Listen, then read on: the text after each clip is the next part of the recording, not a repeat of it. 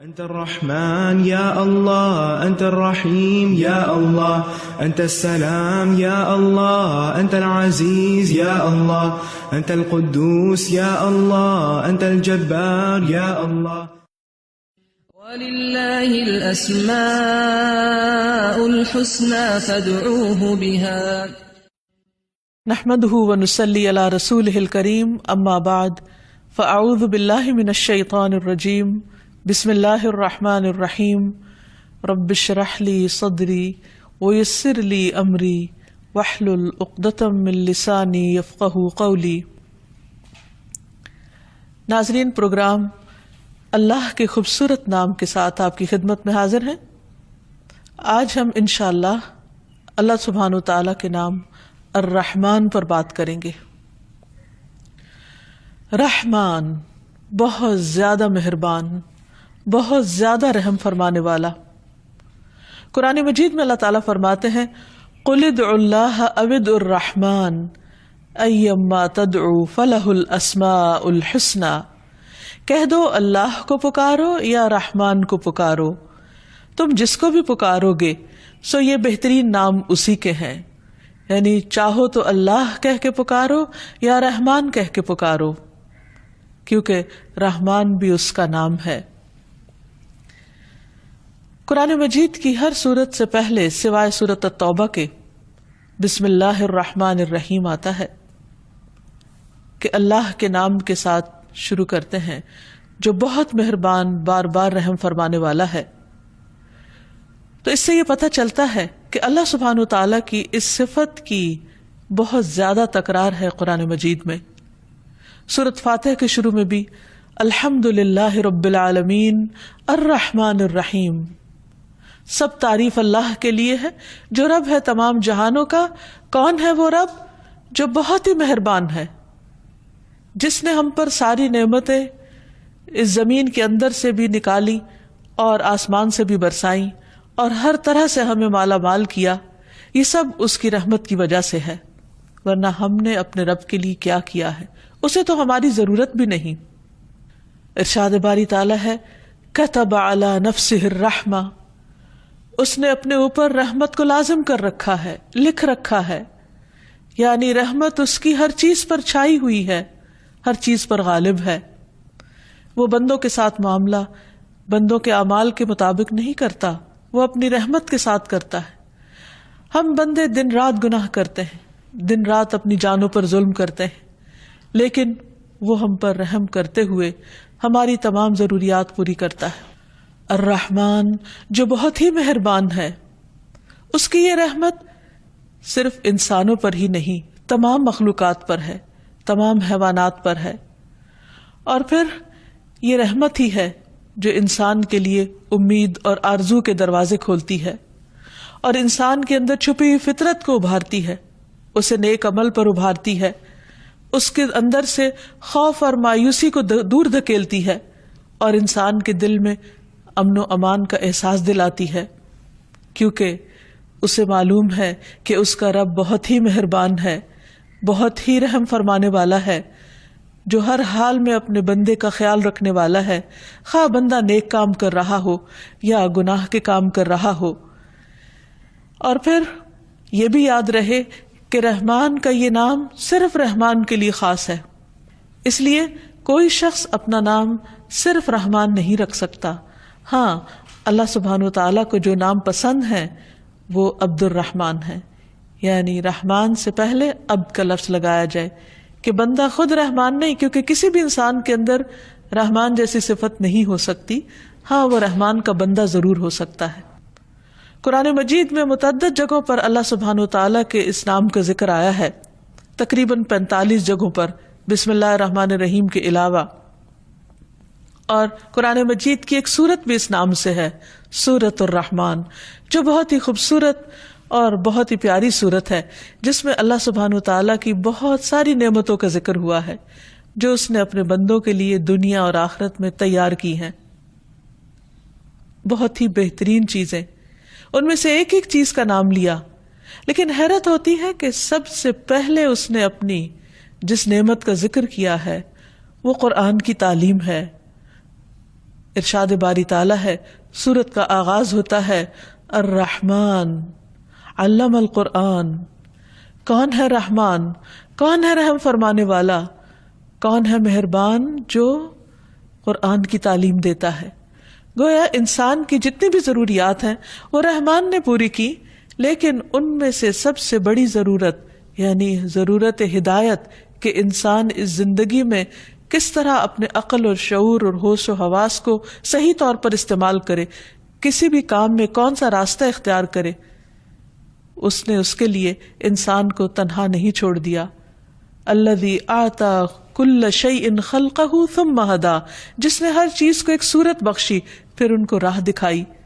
جس طرح اس نے پودوں کو سکھایا کہ انہوں نے کیا پیدا کرنا ہے، کیسے ظاہر ہونا ہے، جس نے ایک چھوٹے سے چھوٹے جانور کو اپنا کام سکھایا، اسی نے انسان کو زندگی گزارنے کا مکمل ضابطہ حیات دیا، بہترین طریقہ سکھایا، انسان کی ہدایت کا بندوبست کیا اور قرآن کی تعلیم دی. پھر اس کے بعد خلق الانسان، انسان کی تخلیق کی بات ہوئی کہ یہ بھی اس کی رحمت ہے. علمہ البیان، اس کو بولنا سکھایا، اسے اظہار خیال کرنا سکھایا، یہ بھی رحمان کی رحمت ہے.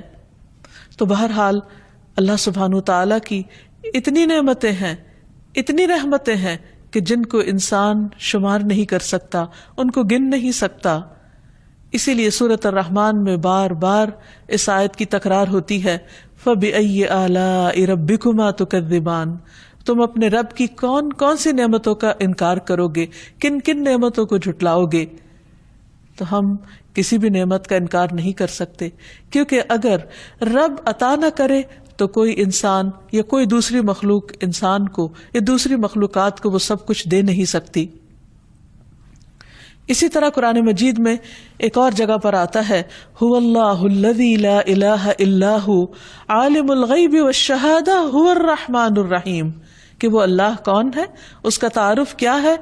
وہی جس کے سوا کوئی الہ نہیں، جو غیب اور حاضر کا جاننے والا، جو بہت ہی مہربان، بہت ہی لطف و کرم کرنے والا اور بار بار رحم کرنے والا رب ہے. ایک اور جگہ پر فرمایا کہ یہ قرآن تنزیل من الرحمن الرحیم، یہ رحمان الرحیم کی طرف سے نازل کردہ ہے.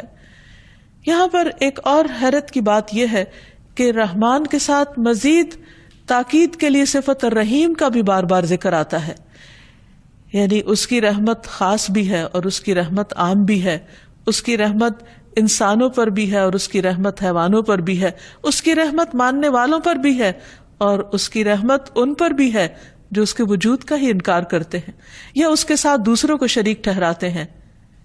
ایسی رحمت اور کس کے اندر ہوگی؟ پھر اسی طرح نبی صلی اللہ علیہ وسلم نے بھی متعدد احادیث میں اللہ سبحانہ وتعالیٰ کی اس صفت کا ذکر کیا ہے، اس نام کا ذکر کیا ہے اور اس کی نسبت سے کچھ تعلیمات دی ہیں. مثلا ایک حدیث میں نبی صلی اللہ علیہ وسلم نے فرمایا، گھوڑے 3 قسم کے ہوتے ہیں، بعض گھوڑے تو رحمان کے ہوتے ہیں اور بعض انسان کے اور بعض شیطان کے، اور رحمان کا گھوڑا تو وہ ہوتا ہے جسے اللہ کے راستے میں باندھا جائے. تو گویا اللہ سبحانہ وتعالیٰ کی یہ رحمت ہے کہ اس نے ہمارے لیے سواریوں کا انتظام کیا، یہ اس کی رحمت ہے کہ اس نے ہمارے کھانے پینے کے لیے طرح طرح کی چیزیں اگائیں، اس کی رحمت ہے کہ اس نے ہمارے زبان کو ذائقہ کی قوت دی کہ ہم مختلف چیزوں کو چکھ سکیں اور ان سے لطف اٹھا سکیں. یہ اس کی رحمت ہے کہ اس نے صرف چکھنے کی نہیں، سونگھنے کی صلاحیت بھی دی تاکہ جو چیز کھا رہے ہیں اس کے ذائقے کے ساتھ ساتھ اس کی خوشبو سے بھی فائدہ اٹھائیں. پھر اس نے ہمیں دیکھنے کی صلاحیت بخشی، یہ بھی اس کی رحمت ہے کہ جب ہم دیکھتے ہیں تو دیکھ کر بھی اس سے لطف اٹھاتے ہیں. پھر اسی طرح اس نے چھونے کی صلاحیت دی، اس کی مختلف طرح کی نعمتوں کو جب ہم کھا رہے ہوتے ہیں یا استعمال کر رہے ہوتے ہیں تو ان کو ہاتھوں سے چھو کر بھی ایک لذت حاصل کرتے ہیں. یہ سب کچھ اس کی رحمت ہی تو ہے کہ اس نے اپنے بندے کو اتنی بہترین قوتوں اور صلاحیتوں سے نوازا ہے. ان ساری نعمتوں کے ہوتے ہوئے انسان اپنے رب کا بڑا ہی ناشکرا ہے، اور رب اس بات کا شکوہ بھی کرتے ہیں. وہ رب رحیم قرآن مجید میں ہمیں بتاتے ہیں کہ بعض لوگ ایسے ہیں کہ جو رحمان کی ان نعمتوں کو، اس رحمت کو محسوس ہی نہیں کرتے. قرآن مجید میں آتا ہے وَإِذَا رَآكَ الَّذِينَ كَفَرُوا إِن يَتَّخِذُونَكَ إِلَّا هُزُوًا اہذا الذی یذکر آلہتکم وہم بذکر الرحمن ہم کافرون. اور جب یہ منکر آپ کو دیکھتے ہیں تو بس مذاق ہی اڑانے لگتے ہیں، کہتے ہیں کیا یہی ہے وہ شخص جو تمہارے معبودوں کا ذکر کرتا ہے جبکہ وہ خود رحمان کے ذکر سے منکر ہیں.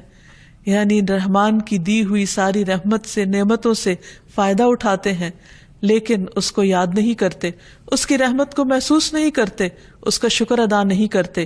اور جب ان سے کہا جاتا ہے کہ رحمان کو سجدہ کرو تو کہتے ہیں وہ رحمان کیا ہوتا ہے.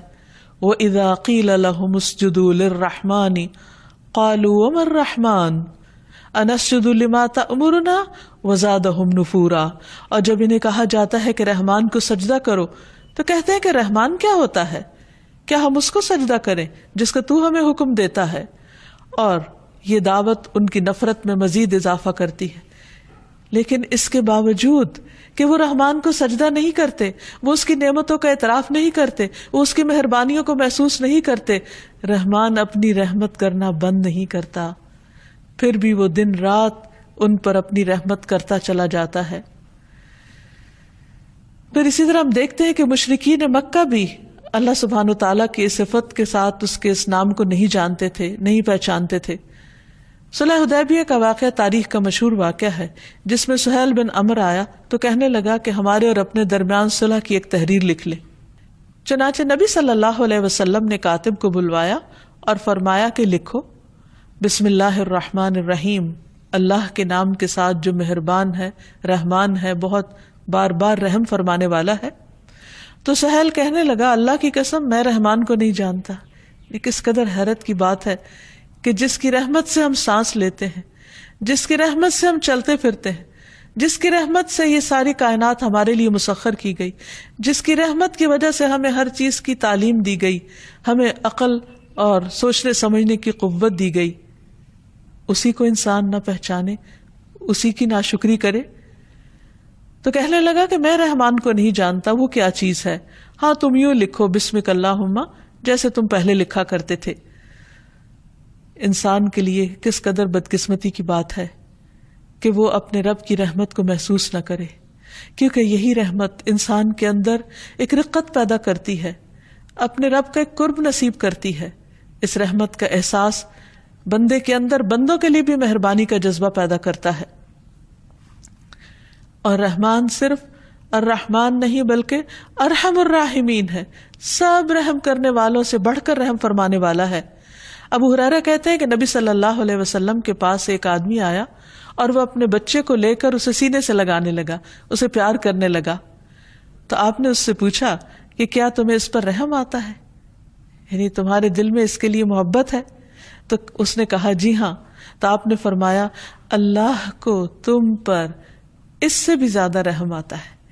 یعنی جس طرح ایک والد یا ایک ماں اپنے بچے سے پیار کرتی ہے اور اس پر رحم کرتی ہے، اس پر شفقت کرتی ہے، اس کا خیال کرتی ہے، اس کی نگہبانی کرتی ہے، فرمایا اللہ سبحانہ و تعالیٰ کو اس سے بھی زیادہ تم پر رحم آتا ہے جس طرح تمہیں اپنے اس بچے پر رحم آتا ہے.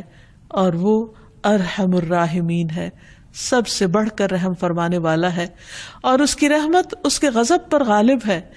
حضرت ابو ہریرہ کہتے ہیں کہ رسول اللہ صلی اللہ علیہ وسلم نے فرمایا جب اللہ تعالیٰ مخلوق کو پیدا کر چکا تو اپنی کتاب یعنی لوح محفوظ میں جو اس کے پاس عرش پر موجود ہے اس نے یہ لکھ دیا کہ میری رحمت میرے غضب پر حاوی ہے. یعنی اللہ سبحانہ تعالیٰ کی رحمت اس کے غصے اور اس کے غضب سے کہیں زیادہ ہے. ایک اور حدیث سے ہمیں پتہ چلتا ہے کہ اس کی رحمت کے 100 حصے ہیں جن میں سے اس نے صرف ایک حصہ زمین پر اتارا ہے. نبی صلی اللہ علیہ وسلم نے فرمایا اللہ کے لیے 100 رحمتیں ہیں، ان میں سے ایک جنات، انسانوں، چوپایوں اور کیڑوں مکوڑوں کے لیے نازل کی گئی ہے، یعنی ان کے اندر ڈال دی گئی ہے. اور اس رحمت کی وجہ سے وہ آپس میں ایک دوسرے پر مہربانی اور شفقت کرتے ہیں. اسی وجہ سے وحشی جانور اپنے بچے پہ شفقت کرتا ہے، یعنی دوسرے جانوروں کو وہ ہنٹ کر لیتا ہے، ان کا شکار کرتا ہے، لیکن اپنے بچے کو وہ پلنے دیتا ہے. اور اللہ سبحانہ تعالیٰ نے 99 رحمتیں بچا کر رکھی ہیں جن سے وہ قیامت کے دن اپنے بندوں پر رحمت کرے گا، کیونکہ قیامت کے دن کوئی بھی ایسا نہ ہوگا کہ جس کے اعمال ایسے ہوں کہ وہ صرف اپنے اعمال کی وجہ سے جنت میں جا سکے. اسی لیے اللہ سبحانہ تعالیٰ نے جنت کو بھی اپنی رحمت کہا ہے کہ انتی رحمتی، تو میری رحمت ہے، ارحم بکی من اشاء، تیرے ذریعے میں جس پہ چاہوں گا رحم فرماؤں گا. یعنی کسی بھی انسان کا جنت میں جانا صرف اور صرف اللہ کی رحمت کی بنا پر ہے. پھر سوال یہ پیدا ہوتا ہے کہ اگر اللہ کی رحمت سے ہی جنت میں جانا ہے تو پھر اچھے عمل کی کیا ضرورت ہے؟ ہاں، اچھے اعمال، نیک اعمال، اللہ سبحانہ تعالیٰ کو راضی کرنے والے اعمال اللہ کی رحمت کو جوش میں لاتے ہیں، وہ اس کی رحمت کو لانے کا سبب بنتے ہیں. ایک اور حدیث میں بھی آتا ہے، نبی صلی اللہ علیہ وسلم نے فرمایا اللہ تعالیٰ نے اپنی رحمت کو 100 اجزاء میں تقسیم کیا، جن میں سے 99 اس کے اپنے پاس ہیں اور ایک حصہ اس نے زمین پہ نازل کیا. اسی وجہ سے، اس ایک حصے کی وجہ سے جو اس نے پوری مخلوق کے اندر بانٹ دیا، مخلوق ایک دوسرے کے ساتھ نرمی اور مہربانی کا معاملہ کرتی ہے، اچھائی سے پیش آتی ہے، یہاں تک کہ گھوڑا اپنے بچے پر پاؤں نہیں مارتا، یعنی وہ جو ہر چیز کو پاؤں کے ساتھ دھکیل دیتا ہے وہ اپنے بچے کو نہیں دھکیلتا، اس اندیشے کے تحت کہ اسے کوئی نقصان نہ ہو. پھر یہ ہے کہ قیامت کے دن اس ایک حصے کی واپسی اور اللہ کے دوستوں کو اس سے مکمل فائدہ پہنچے گا. اللہ سبحانہ تعالیٰ نے یہ جو ایک حصہ رحمت کا دنیا میں اتارا ہے، قیامت کے دن یہ بھی اپنے 99 حصوں میں ڈال کر 100 پوری کر کے اپنے اولیاء اور اپنے دوستوں پر نچھاور فرمائے گا. رسول اللہ صلی اللہ علیہ وسلم نے فرمایا اللہ تعالیٰ کے پاس 100 رحمتیں ہیں، جن میں سے اللہ نے تمام زمین والوں پر صرف ایک رحمت نازل کی ہے اور باقی 99 اللہ تعالیٰ نے اپنے اولیاء کے لیے رکھ چھوڑی ہیں. پھر اللہ اس ایک رحمت کو بھی، یعنی جو ابھی اس نے اس دنیا میں اتاری ہوئی ہے، اسے بھی اس 99 کے ساتھ ملا دے گا اور قیامت کے دن اپنے دوستوں پر اپنی 100 رحمتیں پوری فرما دے گا. تو آپ سوچئے کہ پھر وہ کیسا انعام ہوگا، کیسا اکرام ہوگا، کیسا احسان ہوگا جو وہ اپنے بندوں پر کرے گا. اللہ سبحانہ تعالیٰ کی رحمت محسنین کے بہت قریب ہے، جیسے کہ ارشاد فرمایا ان رحمت اللہ قریب من المحسنین. اللہ کی رحمت نیکی کرنے والوں، احسان کرنے والوں کے بہت قریب ہے. یعنی ویسے تو اللہ سبحانہ تعالیٰ کی رحمت ہر ایک کے لیے ہے، لیکن قیامت کے دن وہ خاص اس کے دوستوں کے لیے ہوگی. وہ دوست کون ہیں؟ جو اللہ سبحانہ تعالیٰ کو اس دنیا میں راضی کرتے ہیں، اس کے احکامات پر چلتے ہیں، اس کی عبادت کرتے ہیں، اس کی اطاعت کرتے ہیں، اس کی خوشی کو اپنی خوشی پر مقدم رکھتے ہیں، اس کی رضا کو اپنی رضا کے آگے رکھتے ہیں. ایسے لوگوں پر اللہ سبحانہ تعالیٰ اپنی رحمتیں تمام کر دے گا. پھر اسی طرح یہ ہے کہ قیامت کے دن اللہ کے نافرمانوں پر بھی کچھ رحمت ہوگی.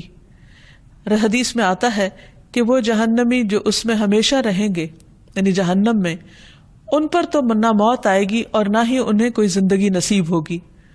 البتہ جن پر اللہ تعالیٰ اپنی رحمت کا ارادہ فرمائے گا انہیں جہنم میں موت دے دے گا.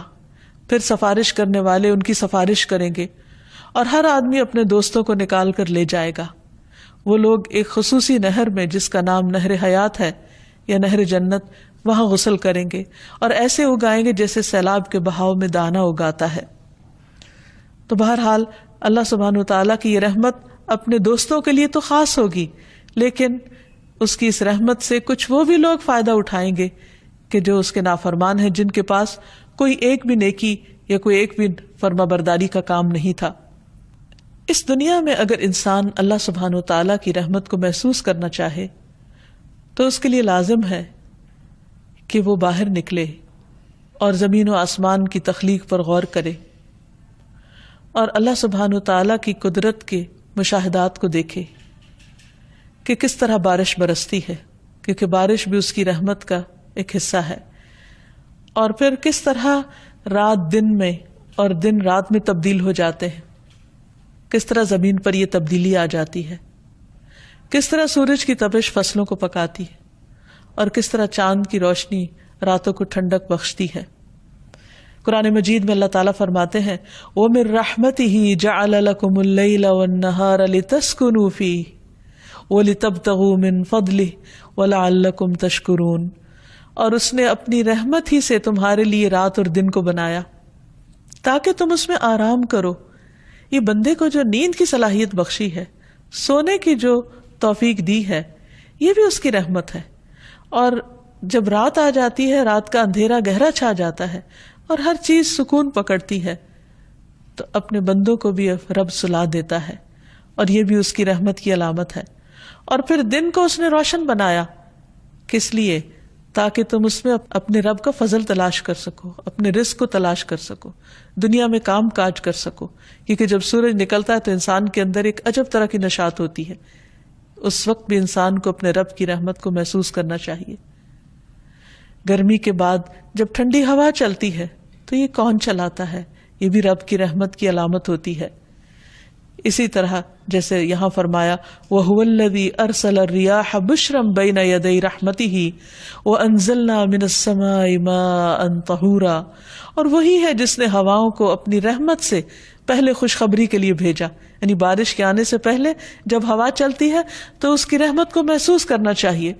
اور ہم نے آسمان سے پاک کرنے والا پانی اتارا، یعنی بارش کا پانی ہر چیز کو دھو ڈالتا ہے، درختوں کو، نباتات کو اور مختلف چیزوں کو، اور اس میں انسانوں اور حیوانوں کے لیے پینے کا بھی حصہ ہے. پھر آپ دیکھیے کہ اللہ سبحانہ و تعالیٰ کی رحمت جو ہے یہ اس کی کسی کمزوری کی وجہ سے نہیں ہے. وہ صاحب اقتدار ہے، وہ عرش پر مستوی ہے، وہ سب سے بلند ہے، اس کے باوجود مہربان ہے. دنیا میں آپ دیکھیں گے کہ عام طور پر جب کسی انسان کو کوئی اقتدار ملتا ہے یا کوئی طاقت ملتی ہے تو عموماً وہ ظالم ہو جاتا ہے. لیکن اللہ سبحانہ تعالیٰ سے بڑھ کر طاقت کس کے پاس ہے؟ اللہ سبحانہ تعالیٰ سے زیادہ بلند مقام کس کے پاس ہے؟ لیکن اس کے باوجود وہ مہربان ہے.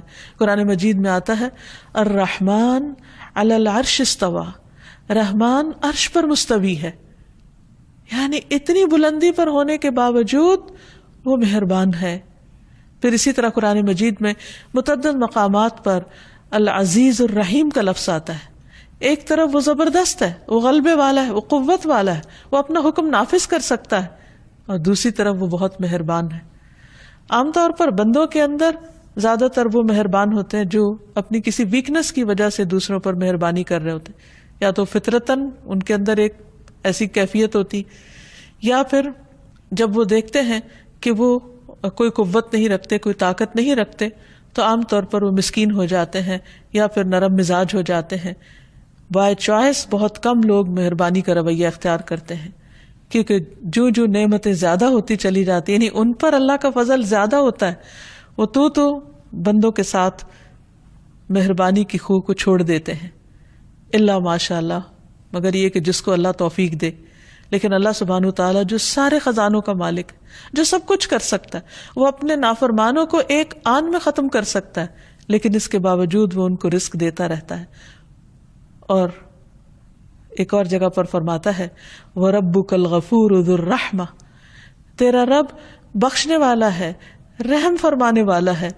لَوْ يُؤَاخِذُهُمْ بِمَا كَسَبُوا لَعَجَّلَ لَهُمُ الْعَذَابَ، اگر وہ بندوں کے گناہوں کی وجہ سے انہیں پکڑنے لگے تو بہت جلد ان کو عذاب دے دے، لیکن وہ ایسا نہیں کرتا.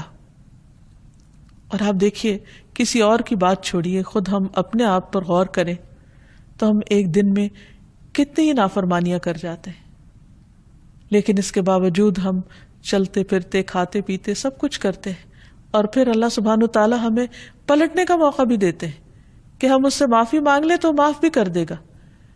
یعنی ساری نعمتیں لینے کے بعد حق تو یہ تھا کہ ہم اس کا شکر ادا کرتے، اس کی فرما برداری کرتے، اس کو خوش کرتے، لیکن الٹا ہم اس کو ناراض کرتے. جب ناراض کر چکتے تو وہ پھر بھی ہمیں نہیں چھوڑتا. اس کی رحمت کو دیکھیے، پھر وہ اپنی طرف بلاتا ہے کہ آؤ اپنے رب کی طرف پلٹ آؤ، اس کی رحمت تمہیں ڈھانپ لے گی. پھر آپ دیکھیے کہ دنیا میں یہ ساری نعمتیں، یہ رحمتیں تو سب کے لیے عام ہیں، لیکن ایک دن پھر ایسا آئے گا کہ جب بندوں میں فرق کر دیا جائے گا. ایک طرف اس کے اطاعت گزار بندے ہوں گے جن پر وہ اپنی ساری نعمتیں اور رحمتیں پوری کرے گا، اور دوسری طرف اس کے گناہگار بندے ہوں گے. ان گناہگاروں میں سے بھی وہ بہت کو بخش دے گا، ہاں صرف ان کو چھوڑ دے گا جو شرک کرنے والے ہوں گے، کیونکہ اللہ سبحانہ تعالیٰ نے فرمایا کہ اللہ تعالیٰ سارے گناہوں کو معاف کر دے گا، ہاں شرک کا گناہ نہیں معاف کرے گا. جیسا کہ باقی تمام ناموں کے ساتھ اللہ سبحانہ و تعالیٰ کو پکارا جاتا ہے، اسی طرح اس کی اس صفت کے ساتھ بھی اس کو پکارنا چاہیے۔ نبی صلی اللہ علیہ وسلم نے کچھ ایسی دعائیں سکھائی ہیں کہ جن میں رحمان کا ذکر آتا ہے۔ مثلا قرض کی ادائیگی میں آسانی کے لیے رحمان کو پکارنا چاہیے۔ حضرت انس کی روایت ہے کہ رسول اللہ صلی اللہ علیہ وسلم نے حضرت معاذ سے فرمایا، کیا میں تمہیں ایسی دعا سکھاؤں کہ اگر تم اس کے ساتھ دعا کرو تو تم پر احد پہاڑ کے برابر بھی قرضہ ہو تو اللہ تعالیٰ تم سے ادا کر دے گا۔ اے معاذ یہ پڑھا کرو، اللہم مالک الملک تؤتی الملک من تشاء وتنزع الملک ممن تشاء وتعز من تشاء وتذل من تشاء بیدک الخیر انک علی کل شیء قدیر رحمن الدنیا والآخرۃ ورحیمہما تعطیہما من تشاء وتمنع منہما من تشاء ارحمنی رحمتا تغنینی بہا عن رحمت من سواک۔ اے اللہ بادشاہت کے مالک، تو جسے چاہتا ہے بادشاہت عطا کرتا ہے، جس سے چاہتا ہے ملک چھین لیتا ہے، جس کو تو چاہتا ہے عزت دیتا ہے اور جس کو تو چاہتا ہے ذلیل کر دیتا ہے۔ تیرے ہی ہاتھ میں خیر و بھلائی ہے اور تو ہی ہر چیز پر قدرت رکھتا ہے۔ دنیا اور آخرت کا رحمان اور رحم کرنے والا ہے۔ تو جسے چاہتا ہے دنیا اور آخرت دیتا ہے اور ان کو جن سے چاہتا ہے روک دیتا ہے، یعنی جسے چاہے دونوں جگہ دے اور جن سے چاہے روک لے، کیونکہ ہر چیز تیرے اختیار میں ہے۔ مجھ پر ایسی رحمت سے رحم فرما۔ کیا خوبصورت انداز ہے۔ یا رب تو مجھ پر ایسی رحمت سے رحم فرما جو مجھے تیرے علاوہ کی رحمت سے بے نیاز کر دے، پھر میں کسی اور کی طرف نہ دیکھوں، تو ہی اپنا کرم فرما دے۔ تو جو شخص اس طریقے سے اپنے رب سے مانگتا ہے، اللہ سبحانہ و تعالیٰ اس کے اوپر سے بڑا قرض اتار دیتے ہیں، خواہ احد پہاڑ جتنا ہی کیوں نہ ہو۔ اسی طرح ہم دیکھتے ہیں کہ اللہ سبحانہ و تعالیٰ کی رحمت کی دعائیں مختلف انداز میں نبی صلی اللہ علیہ وسلم نے کی۔ مثلا نماز کے دوران 2 سجدوں کے بیچ میں جو دعا ہے، اللہم اغفر لی وارحمنی، اے اللہ مجھے بخش دے اور مجھ پر رحم فرما۔ اسی طرح قرآنی دعاؤں میں بھی واعف عنا واغفر لنا وارحمنا کے الفاظ آتے ہیں کہ اللہ تو ہمیں معاف کر دے، ہمیں بخش دے اور ہم پر رحم فرما۔ والدین کے لیے خاص دعا جو اللہ تعالیٰ نے سکھائی ہے اپنے بندوں کو، وہ بھی رحمت ہی کی دعا ہے۔ وَقُلْ رَبِّ ارْحَمْهُمَا كَمَا رَبَّيَانِي صَغِيرًا، اے اللہ ان دونوں پر یعنی میرے والدین پر رحم فرما جیسے انہوں نے چھوٹا ہونے کی حالت میں مجھے پالا تھا، یعنی جیسے یہ میرے لیے مہربان تھے تو ان کے لیے مہربان ہو جا۔ ایک اور جگہ پر آتا ہے وَقُلْ رَبِّ اغْفِرْ وَارْحَمْ وَأَنْتَ خَيْرُ الرَّاحِمِينَ، آپ کہہ دیجئے اے میرے رب بخش دے اور رحم فرما، اور تو رحم کرنے والوں میں سب سے زیادہ رحم فرمانے والا ہے۔ پھر اسی طرح ایوب علیہ السلام کی تکلیف جب زیادہ ہو گئی تو انہوں نے اپنے رب کو پکارا، انی مسنی الضر وانت ارحم الراحمین، تو رب کی رحمت جوش میں آ گئی اور ان کی تکلیف جو پچھلے 18 سال سے ان کے لیے باعث اذیت تھی، اللہ سبحانہ و تعالی نے ان کی تکلیف کو اس دعا کی وجہ سے دور کر دیا۔ پھر اسی طرح موسیٰ علیہ السلام نے دعا مانگی، رب اغفر لی ولاخی وادخلنا فی رحمتک وانت ارحم الراحمین، اللہ مجھے بخش دے اور میرے بھائی کو بخش دے اور ہمیں اپنی رحمت میں داخل کر لے، اور تو سب سے بڑھ کر رحم فرمانے والا ہے۔ تو بات یہ ہے کہ انسان پر جس بھی قسم کی مشکلات ہوں اور اس کے جیسے بھی حالات ہوں اور وہ جتنا بھی گناہ گار ہو، اس نے کوئی بھی اگر زندگی میں زیادتی کی ہو تو اسے اپنے رب کی رحمت سے مایوس نہیں ہونا چاہیے۔ اسے رب کو یا رحمان کہہ کر اس کی رحمت کا مطالبہ کرنا چاہیے، اس کی رحمت کی دعا کرنی چاہیے، اس کی رحمت کو جوش میں لانا چاہیے، اسی کے دامن میں پناہ لینی چاہیے، اس لیے کہ وہ سب سے بڑھ کر رحم فرمانے والا ہے۔ کبھی بھی شیطان اگر دل میں یہ وسوسہ ڈالے کہ تم نے تو اتنے گناہ کر لیے ہیں کہ تمہاری دعا نہیں سنی جائے گی، تو اس خیال کو جھٹک دیجیے۔ بندہ ہمیشہ یہ یاد رکھے کہ میرا رب سب سے بڑھ کر رحمان ہے، ارحم الراحمین ہے، سب سے بڑھ کے رحم فرمانے والا ہے، اس لیے میں اسی کے در پر جھک جاؤں گا، اسی سے مانگوں گا اور وہ مجھ پر ضرور رحم فرمائے گا۔ پورے یقین اور پورے اعتماد کے ساتھ پکارتے رہیے۔ اب سوال یہ پیدا ہوتا ہے کہ اگر رب اتنا مہربان ہے تو بندے کو کیا کرنا چاہیے؟ ہمارے لیے کیا حکم ہے؟ پہلی بات تو یہ کہ رب کی رحمت کو محسوس کریں، مختلف آیات اور مختلف نشانیوں میں اس کی رحمت کو پہچانیں، خود اپنے وجود اور خود کو ملنے والی نعمتوں کی پہچان کریں، ان کو شمار کریں، ان کا احساس کریں، پھر اپنے گناہوں کو دیکھیں اور پھر اپنے اندر ایسی صفات پیدا کرنے کی کوشش کریں کہ جو رحمان کو پسند ہو، تاکہ ہم عباد الرحمن بن جائیں۔ قرآن مجید میں اللہ تعالیٰ فرماتے ہیں وَعِبَادُ الرَّحْمَنِ الَّذِينَ يَمْشُونَ عَلَى الْأَرْضِ هَوْنًا، اور رحمان کے بندے تو وہ ہوتے ہیں جو زمین پر آہستگی سے چلتے ہیں، دوسرے لفظوں میں زمین پر رحم کرتے ہوئے، پاؤں مار کر نہیں چلتے، تکبر سے نہیں چلتے، آہستگی سے چلتے ہیں، وہ ہر ایک کے حقوق کا خیال رکھتے ہیں۔ وَإِذَا خَاطَبَهُمُ الْجَاهِلُونَ قَالُوا سَلَامًا، اور جب جاہلوں سے، لا علم لوگوں سے ان کی بات ہوتی ہے، یا لا علم لوگ ان سے بات کرتے ہیں، یا کوئی جھگڑا کرتے ہیں، یا ان کے ساتھ کوئی بد اخلاقی برتتے ہیں، تو وہ ان کے ساتھ الجھتے نہیں، ان کے ساتھ سخت باتیں نہیں کرتے، قالوا سلاما، ان پر سلامتی بھیج کر ان سے الگ ہو جاتے ہیں، بات کو طول نہیں دیتے۔ یہ ہیں ان بندوں کی خصوصیات جو اپنے رب کی رحمت کو پہچانتے ہیں۔